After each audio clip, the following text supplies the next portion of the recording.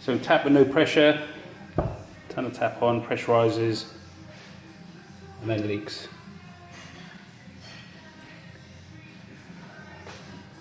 I've tried tightening that nut up because it's a little bit loose, but it continues the same. So turn it off, drains off. As soon as you turn it on, put pressure on it, it starts to leak. The button here is very hard to press to get it to actual work and release.